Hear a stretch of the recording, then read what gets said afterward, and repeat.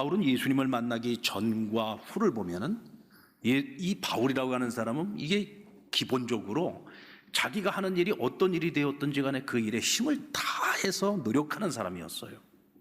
그러니까 예수님을 만나기 그 이전에도 바울은 힘쓰는 삶을 살아왔던 사람입니다. 하지만 그가 예수님 만나기 전에 힘을 썼던 것은 오히려 결과적으로 봤을 때에는 힘을 쓰지 않았더라면 더 나았을 뻔한 그런 열심이었다는 거죠.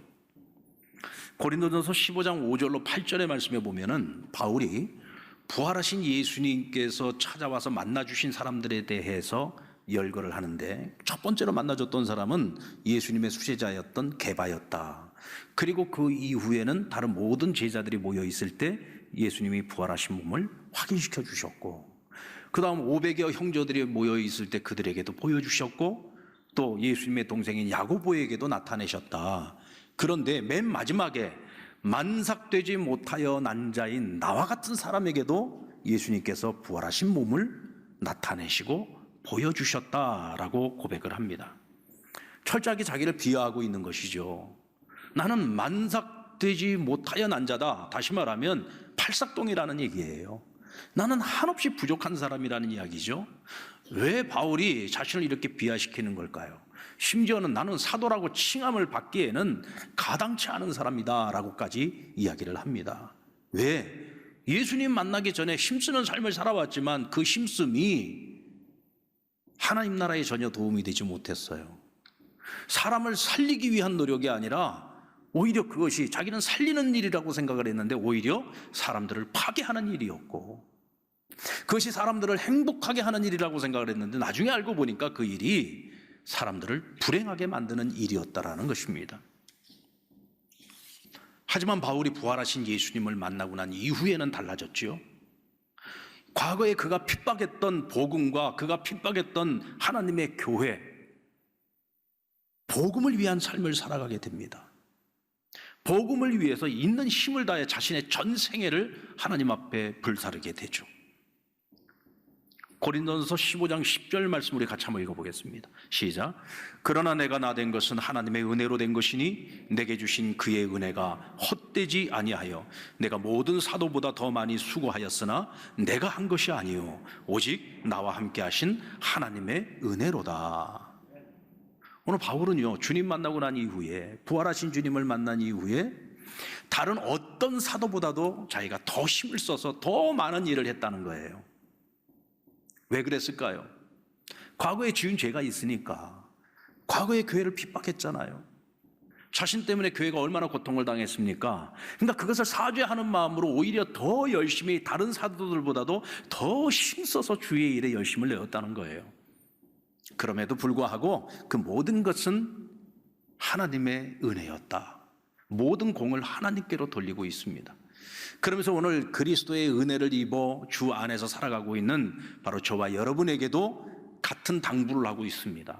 여러분, 주를 위해 더욱 힘쓰는 삶을 사십시오. 어떤 상황 속에서도 어떤 환경 속에도 항상 주를 위해 힘쓰시기 바랍니다. 그 이유가 뭐냐? 당신들이 주를 위해서 살아가는 그 삶은 결코 헛된 일이 아니기 때문이라는 거예요. 주 안에서 열심을 내지 않고 자기 뜻대로 자기 생각대로 열심을 낼 때에는 그것이 오히려 세상을 파괴하는 일이었는데, 주 안에서 주를 위하여, 주의 나라를 위하여, 영원한 것을 위하여 힘을 썼더니 그것은 결코 헛된 일이 아니라 이 세상에서 가장 가치 있고 소망이 있는 일이었다는 거죠. 그러므로 오늘 그리스도 안에 있는 우리가 살아가야 되는 그 삶은 주를 위하여 더욱 힘쓰는 삶이라는 것입니다. 그래서 바울은 15장 전체에 걸쳐서 우리가 이 헛되지 않은 일, 주를 위해서 열심히 더욱 힘써 살아가야 되는 그 이유를 밝히고 있는데, 15장 전체를 통해서 바울은 부활에 대한 가르침을 주고 있습니다. 한마디로 간단하게 말씀을 드리면, 우리가 왜 주의 나라를 위하여 더욱 힘써야 되느냐? 하나님께서 우리에게 부활의 영광을 약속해 주셨기 때문이라는 거예요. 여러분, 부활을 믿으십니까? 예수님의 부활을 믿으시나요? 예수님이 부활의 첫 열매가 되신 것처럼 언젠가 우리도 주님의 재림의 날에 그 부활의 영광을 누리게 될 것을 믿으십니까?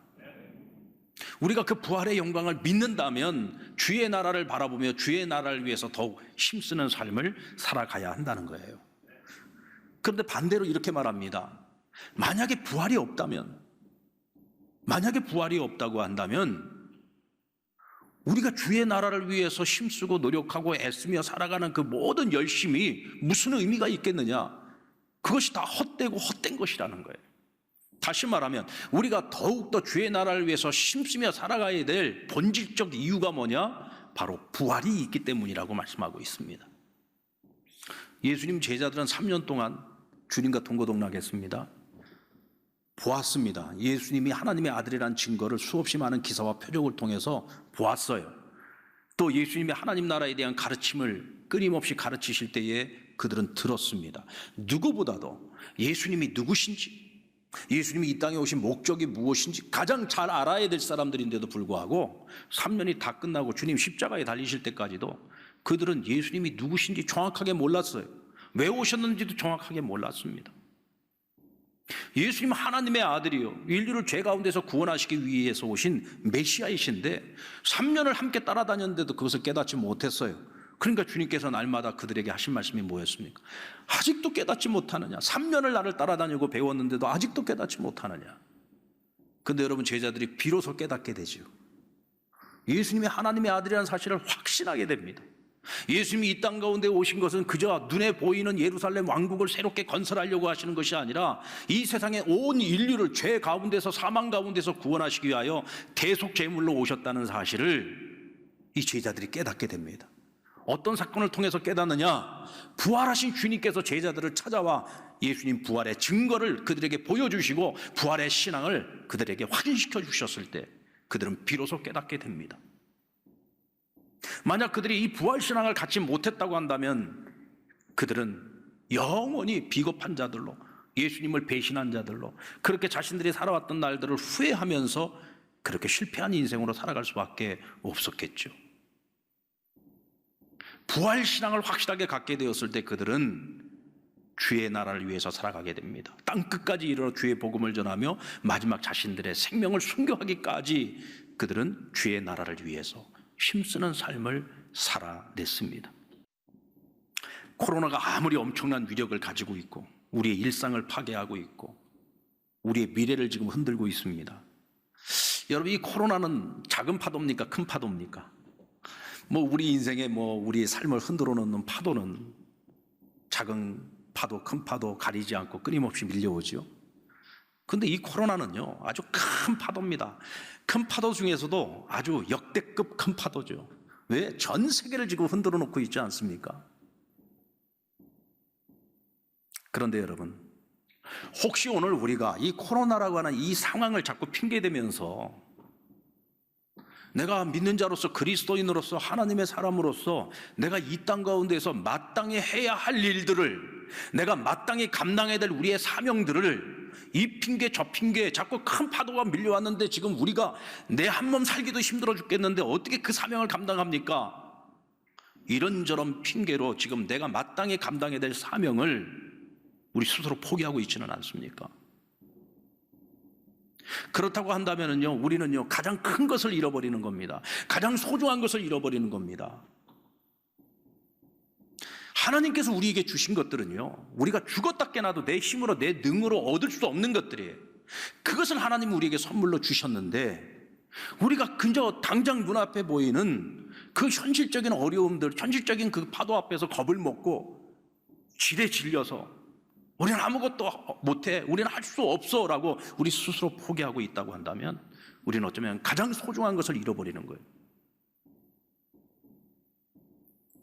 절대로 그런 일이 없기를 주의 이름으로 축원합니다. 오히려 지금 이 시련이 우리에게는 축복의 기회가 되어야죠. 어떤 시련이 와도, 어떤 환난이 찾아와도 우리가 끝까지 우리의 시선을 주님에게서 멀어지지 아니하고 끝까지 우리는 이 세상에서의 영광이 아니라 하늘의 영광을 바라보며 살아가는 참으로 믿는 자의 모습을 우리가 잃지 않고 보여줘야 된단 말이죠. 이 큰 파도 앞에서 여러분, 우리가 신앙을 잃어버린다, 믿음을 잃어버린다, 소망을 잃어버린다, 이건 정말 부끄러운 일이에요. 그래서 바울은 타협하지 않았던 거예요. 바울이 바라봤던 그 방향성은 언제나 하나님 나라, 하나님 영광이었습니다. 왜요? 그것은 세상의 그 어떤 영광과도 바꿀 수 없는 것이기 때문에 그런 거죠. 바울의 부활신앙은요, 부활하신 예수님께서 저기 멀리 어디 하나님 나라 우편에만 계시는 것이 아니라 부활하신 주님은 지금 현재 내가 살아가고 있는 이 삶의 자리에 언제나 현존하시는 하나님으로 그런 믿었습니다. 왜냐하면 바울이 예수님을 만난 것은요, 부활하신 예수님을 만난 건 꿈속에서 만난 게 아닙니다. 삼층천 가서 만난 거 아니에요. 무슨 환상 중에 만난 게 아닙니다. 그가 분명히 말하지 않습니까? 게바에게 보이신 것처럼, 다른 제자들에게 보이신 것처럼, 500여 형제들에게 보인 것처럼, 야고보에게 보여준 것처럼 만삭되지 못하여 난 자인 나에게도 부활하신 주님이 찾아와서 오늘 여기에서 나를 만나주신 거란 말이죠. 그러니까 바울에게 예수님은 어디 멀리 계시는 분이 아니에요. 지금 내가 살아가는 이 삶의 공간 속에, 이 현장 속에 여기 지금 나와 함께하고 계시는 거예요. 그러니까 과거로 돌아갈 수 없어요. 다시 죄 가운데로 갈 수 없어요. 다시 사망 아래로 놓일 수가 없는 거예요. 다시 우리가 죄를 이기지 못하고 죄의 지배를 받으면서 살아갈 수 없는 거예요. 또다시 하늘 영광이 아니라 또다시 이 땅의 것들을 추구하는 헛된 인생으로 돌아갈 수 없는 거예요. 왜? 지금 여기 주님이 나와 함께하고 계시니까. 여러분, 가인이 아벨을 죽일 때 성경에 보면은 어디에서 죽였다고 했습니까? 빈들에서 죽였다고 했어요. 그냥 들판에서 죽였다 그러는데 왜 빈들이라고 했을까요? 이 성경의 표현들을요, 우리는 잘 눈여겨볼 필요가 있습니다. 왜 빈들이라고 했을까요? 가인은 지금 이 들판에 자신과 아벨 두 사람만 있다고 생각을 한 거예요. 그 외에는 아무도 없다고 생각을 한 겁니다. 그러니까 빈들인 거예요. 근데 여러분, 그곳에 누가 계셨어요? 하나님이 계셨어요. 하나님 다 보고 계셨어요. 왜? 하나님은 현존하시는 분이니까. 만약에 가인이 지금 이곳에 하나님이 계실 거라는 생각을 단 한 번이라도 했더라면 자기 동생을 죽이는 살인을 저지르지는 않았을 겁니다. 가인뿐만이 아니죠. 다윗도 생각해 보세요. 자신의 충신 우리아의 아내였던 밧세바와 간통죄를 저지르고 그 죄를 은폐하기 위해서 우리아를 사지로 몰아넣어 죽이지 않습니까? 그 신실한 하나님의 사람이 어쩌다가 그런 실수를 저질렀을까요? 육체의 정욕에 불타오르는 그 시간, 다윗은 적어도 이 시간만큼은 하나님이 이곳에 함께 계시지 않는다고 믿고 싶었던 거예요. 믿고 싶었던 거겠죠. 적어도 오늘 이 시간만큼 하나님이 이 자리에 계셔주지 않기를. 왜? 지금 불타는 이 육체의 정욕을 감당할 수가 없었으니까. 정말 단 한순간만이라도 지금 이곳에, 바로 이 자리에 하나님이 현존하고 계신다는 생각을 했더라면 아마 다윗도 그런 실수를 저지르지는 않았을 겁니다. 여러분, 저와 여러분이 왜 크리스찬인데, 하나님의 자녀로서 살아가고 있는데 왜 우리가 또다시 죄를 짓습니까? 왜 우리가 또다시 하나님께서 해결하는, 그리스도로 말미암아 해결해 놓으신 그 사망의 굴레 속으로 왜 우리 스스로가 자꾸 찾아 들어갑니까? 하나님을 현존하시는 하나님으로 믿지 않으니까 그런 거예요. 부활하신 주님이 지금 여기 이 자리에, 우리가 살아가는 삶의 자리에 함께하고 계신다는 것을 우리가 인정하지 않고 살아가서 그런 거예요. 가톨릭 신자이면서 소설가인 박완서 선생이 이런 얘기를 한 적이 있습니다. 크리스찬은 더 이상 하나님을 죽이는 실수를 저질러서는 안 된다. 크리스찬이 하나님을 죽인대요. 어떤 상황 속에서 우리가 하나님의 말씀을 인정하지 않고 부정하면은요, 그것은 곧 하나님을 부정하는 거죠. 하나님을 부정하는 것은요, 우리 크리스찬들의 입장에서 보면 하나님을 또다시 죽이는 겁니다. 왜 우리가 이런 실수를 저지를까요? 하나님 지금 여기 계시지 않는다고 생각을 하니까 그런 거예요. 하나님이 여기 계시고 지금 내 앞에 계신다고 하는데 우리가 어떻게 거짓말을 합니까? 우리가 어떻게 또 죄와 짝하여 살아갈 수 있습니까? 고린도전서 15장 22절의 말씀에 보면 아담 안에서 모든 사람이 죽은 것 같이 그리스도 안에서 모든 사람이 삶을 얻었다 그랬어요. 맞지 않습니까, 여러분? 아담 때문에 이 세상에 죄가 들어왔고 죄 때문에 사망이 찾아왔어요. 이 사망 앞에서 모든 인생들은 다 불행해질 수밖에 없습니다. 그런데 그리스도 안에서 하나님은 우리에게 삶을 주셨다 그랬습니다. 여기서 말하는 삶, 이 라이프라고 하는 것은 뭐냐?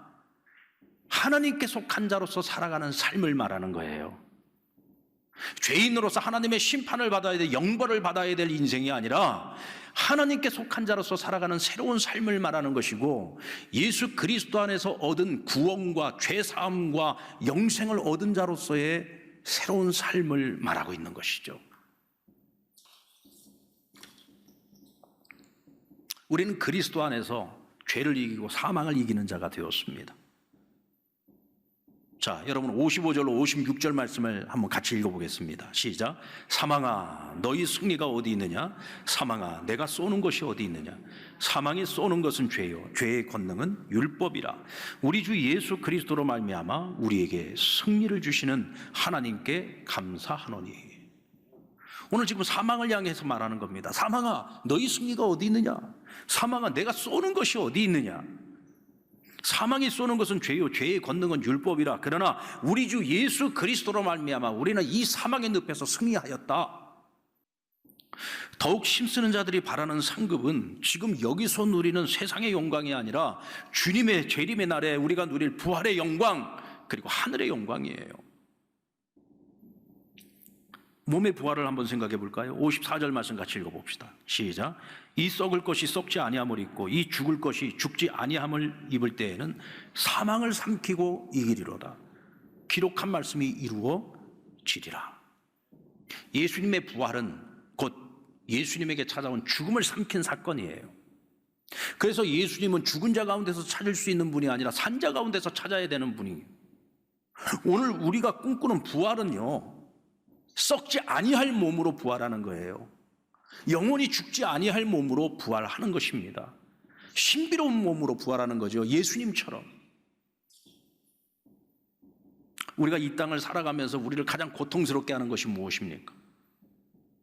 여러분들을 지금 가장 고통스럽게 하는 게 뭐예요? 돈입니까? 경제적인 어려움인가요? 사실 알고 보면 이 경제적인 어려움은 아무것도 아니에요. 아무리 돈을 많이 가지고 있어도 질병과 사망 앞에 놓여 있는 사람은요, 그 돈 아무 쓸모가 없어요. 지금 우리가 이 코로나 사태를 지금 경험하면서 우리가 지금 얻고 있는 교훈이 뭡니까? 그렇게 돈이 많은 나라, 세상에서 가장 잘 사는 나라, 경제 대국, 세상에서 가장 강력한 군대를 가지고 있고 가장 강력한 나라, 이런 세계의 선진국들이 지금 눈에 보이지도 않는 이 바이러스 때문에 어떻게 되고 있어요? 아주 자존심 다 구기고 있잖아요. 돈만 있으면, 머니 파워만 가지고 있으면은 해결하지 못할 것이 없었어요. 물질 만능주의였어요. 이것이 자본주의의 영광 아니었습니까? 그런데 지금 이 전염병이라는 이 질병 앞에서 그런 것들이 아무 의미가 없는 거예요. 아무짝에도 쓸모가 없어요.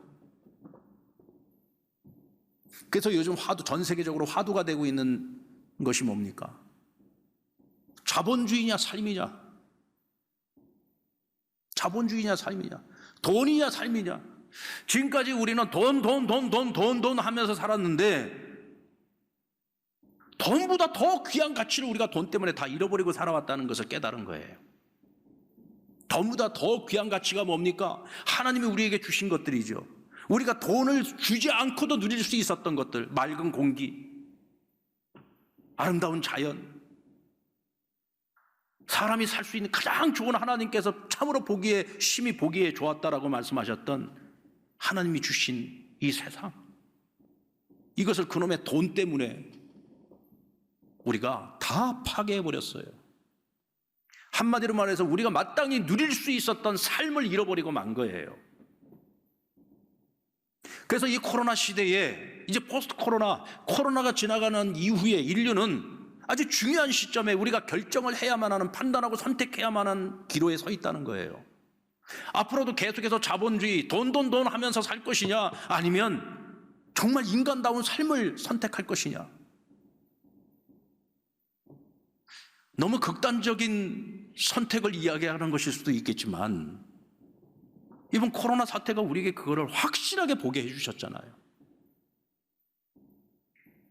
그런데 여러분, 우리 그리스도인들이 추구하는 삶은요, 우리가 이 땅에서 보다 더 나은 더 질 좋은 삶을 살아가는 것 여기 있는 게 아니에요. 우린 여기서 한 걸음 더 나아가서 영원히 썩지 아니할 몸을 가지고, 영원히 죽지 아니할 그 영광스러운 신비로운 몸을 가지고 영원한 나라, 이 지상의 유한한 나라가 아니라 영원한 하나님의 나라, 그 하나님 나라에 우리 소망을 두고 살아가는 거예요. 어떤 미래학자들은 그런 얘기를 하더라고요. 지금 10대, 20대 아이들이 어쩌면 인류의 마지막 세대가 될 수도 있을 것이다. 지금 만약에 우리가 잘못된 판단을 하게 된다면, 코로나가 우리에게 주는 이 마지막 기회를 우리가 놓쳐버린다면, 어쩌면 지금 현재 10대, 20대 이 아이들이 인류의 마지막 세대가 될 수 있다는 거예요. 인류의 멸망이 21세기로 끝날 수도 있다는 얘기죠. 여러분, 언젠가 이 세상의 역사는 끝날 겁니다. 그런데 오늘 저와 여러분은 이 세상의 역사에, 여기에 우리의 소망이 있는 게 아니에요. 우리는 21세기가 아니라 22세기, 23세기 아니, 우리는 영원을 바라보면서 살아가는 하나님의 자녀들인 거죠. 아멘입니까? 여기에 소망을 두고 살아가기에 우리는 더욱더 힘을 써서 주의 나라를 위해서 살아가는 거예요. 그래서 여러분, 바울을 보면은요, 타협이라는 것이 없어요. 바울도 그 안에 육체를 가지고 있는 사람인데 끊임없이 그의 육체가 그에게 제안하지 않겠습니까? 야, 바울 선생, 당신은 날 때부터 금수저 물고 태어난 사람 아니야? 가진 것이 많은 사람이잖아. 당신이 예수님을 만나고 주를 위해서 살아간다고 해서 꼭 이렇게 가난하게만 살아야 돼?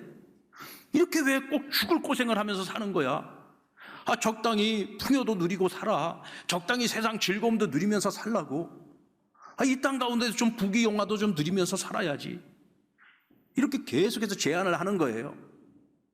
근데 바울이 보여주는 모습은 뭐냐? 항상 언제든지 너 타협하지 않아요.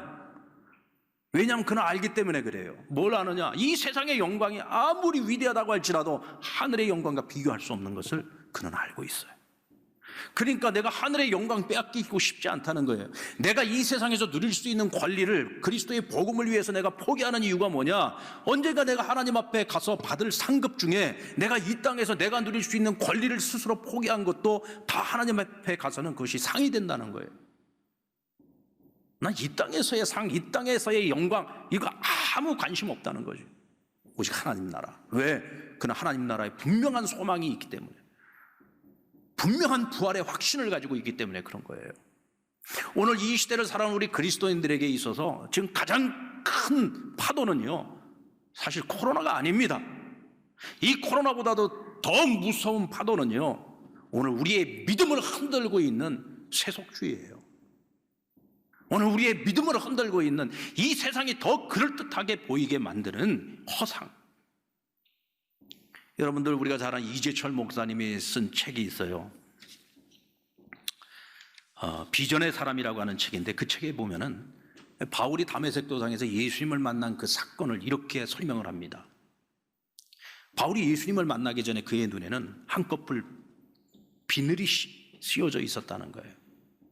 이 비늘이 하나님을 하나님으로서 제대로 보지 못하게 만들었어. 무엇이 참 가치인지를 몰랐고 무엇이 참 진리인지를 모르도록 비늘이 씌워져 있었다. 그런데 다메섹 도상에서 부활하신 주님을 빛 가운데 만나면서 그의 이 비늘을 벗겨버리셨다는 거예요. 그러면서 비로소 하나님을 보게 되었고, 무엇이 인생의 진정한 가치인지를 깨닫게 되었고, 주 안에서 살아가는 자신의 본질을 보게 되었다는 거죠. 그 이후로 바울의 삶은 이 세상에 있지 않고 하늘의 영광을 바라보며 그는 끝까지 부르심의 상을 바라보고 표대를 향해 달려가는 인생을 살아갈 수 있었다라고 고백을 합니다. 저는 오늘 이 아침에 하나님 우리에게 주시는 이 말씀이 오늘 저와 여러분의 눈에 씌워져 있는 이 비늘을 벗겨내는 시간이 되었으면 좋겠어요. 이 세상이 더 그럴듯해 보이고, 이 세상의 것들이 더 좋아 보이고, 이 세상의 것들이 더 가치 있어 보이게 만드는 그 비늘, 오늘 우리가 그것을 벗겨내지 않는 한, 그것을 벗어버리지 않는 한은 우리는 크리스찬으로서 살아가지만 하늘의 소망이 없는 그저 헛개비로 살아가는 거예요. 헛된 인생 살아가는 거죠. 여러분, 우리가 힘쓰는 삶을 살아야 됩니다. 그러나 무엇에 힘쓰는 삶을 살 것입니까? 무엇을 위한 삶을 살아가는데 힘을 쓸 것입니까? 오늘 바울이 우리에게 주는 이 권면에 귀를 기울이십시오. 항상 주의 일에 힘쓰는 자들이 되시기를 주의 이름으로 축원합니다.